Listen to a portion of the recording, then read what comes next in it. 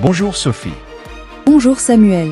Nous commençons toujours avec l'actualité nationale au Sénégal, avec des tensions politiques et judiciaires. Oui Samuel, aujourd'hui la presse sénégalaise est dominée par des affaires judiciaires persistantes et des tensions politiques croissantes. Plusieurs journaux évoquent des enquêtes en cours impliquant des figures politiques de premier plan, dans un climat de crispation institutionnelle. Plusieurs scandales continuent d'ébranler l'opinion publique, notamment autour de dossiers de corruption et de malversation financière. La justice est sous pression, avec des appels à plus de transparence et d'indépendance. Le Front pour la défense de la République, FDR, a fait une sortie musclée, dénonçant des dérives institutionnelles et appelant à une mobilisation citoyenne. Cette déclaration s'inscrit dans un climat politique tendu, à l'approche d'échéances électorales importantes. Hier, Sophie, l'équipe nationale du Sénégal a effectué son dernier entraînement devant son public, et nous avons constaté une forte mobilisation des supporters derrière les Lions de la Teranga au stade Léopold Sédar Senghor. Puis à l'approche des prochaines compétitions sportives, l'équipe nationale de football intensifie sa préparation. L'engouement populaire autour des Lions est palpable, avec une couverture médiatique soutenue. L'équipe nationale de football du Sénégal intensifie ses entraînements en vue des prochaines compétitions. La presse souligne une forte mobilisation autour des Lions de la Teranga, porteurs d'espoir dans un contexte social tendu.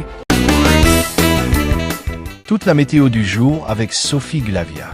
Météo du jour, temps clément mais frais. L'ANACIM a annoncé un ciel variable sur l'ensemble du territoire, avec des températures oscillant entre 14 degrés Celsius et 30 degrés Celsius. Le nord et le centre ont connu une visibilité réduite à cause de la poussière en suspension, tandis que la Casamance a bénéficié d'un climat doux malgré quelques nuages. Alerte fraîcheur. Une sensation de fraîcheur a été ressentie, notamment à Dakar et dans les régions nordiques, avec des vents modérés à parfois forts soufflant du nord-est.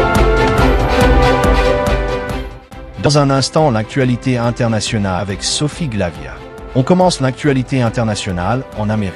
Oui, aux États-Unis avec le dossier Epstein. Le gouvernement Trump a publié le très attendu dossier Epstein, relançant les débats sur les réseaux d'influence et les complicités politiques. Cette publication suscite une onde de choc dans les milieux politiques et médiatiques. Les États-Unis, suspension des visas diversité. La ministre de la Sécurité intérieure a annoncé la suspension immédiate du programme de visa par tirage au sort, invoquant des raisons de sécurité nationale. En Colombie, une attaque meurtrière. Une attaque à l'explosif et par drone contre une base militaire a fait au moins 6 morts et 28 blessés parmi les soldats. L'acte est attribué à des groupes armés opérant dans la région. En Asie, Hong Kong en hommage national. Une foule nombreuse s'est réunie pour rendre un dernier hommage aux pompiers décédés lors de l'incendie tragique de novembre, qui avait coûté la vie à 160 personnes. Merci de suivre l'actualité sur votre chaîne Incognito TV. Présentation, Samuel Dasgo et Sophie Glavia. Merci et à bientôt.